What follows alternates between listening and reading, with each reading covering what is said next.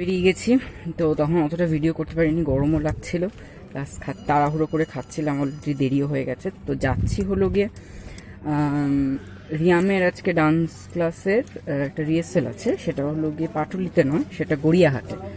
তো সেখানেই যাচ্ছি, গাড়ি করেই যাব, ওলা করে যাব। তো এখন এখান থেকে যাচ্ছি দিদির ঘরে। তো এখান থেকে আমার বাড়ির থেকে দিদির বাড়ি ওই 3-5 মিনিট মতো লাগে আর কি। তো ওখানে যাচ্ছে, এত রোদ আর প্লাস এত মানে একটা তাপ তো আছেই, তো ওটাই যাচ্ছি। আর ও একাই নিয়ে যেতে পারে, বাট এখন নিয়ে যেতে পারছে না। তার কারণটা হলো ওর একটা অ্যাক্সিডেন্ট হয়েছে, সেটা কি মানে আমাদেরকে দেখাবো। আমরা গাড়িতে উঠি, তারপর দেখাবো। আর আমি এই ছাতাটা ছাড়া একদম চলতে পারছি না, মারাত্মক গরম, মারাত্মক গরম, এত গরম মানে নেওয়া যাচ্ছে না। তো ওখানে যাচ্ছি, তারপর ওখানে গিয়ে কন্টিনিউ করছি। চলুন রেবান, তো এখন গাড়িতে, যদিও বা এখন এসিতে আট করে বেরোতে হবে। তো এই যে বিমারি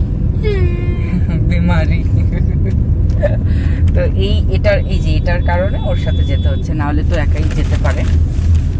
তো এটার কারণে ওর সাথে যেতে হচ্ছে। তখন তো বললাম না ভীষণ গরম লাগছিল, এখন গাড়িতে যাচ্ছি, তো এসিতে আছি, কিন্তু একটু করে বেরোতে হবে। আর ওটা স্টোরেজ ফুল হয়ে গেছে, আবার কয়েকটা ভিডিও ডিলিট করলাম, তারপর আবার করছি।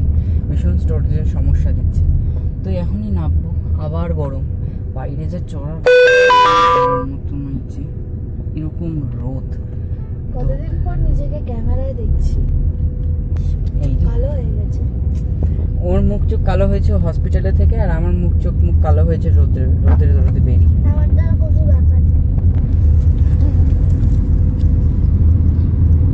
ওরই ভালো, এখন গাড়িতেও এসি, ডান্স ক্লাসে গিয়েও এসি পাবে, বাট আমাদেরকে একটা বসার জায়গা খুঁজতে হবে যেখানে একটু ঠান্ডা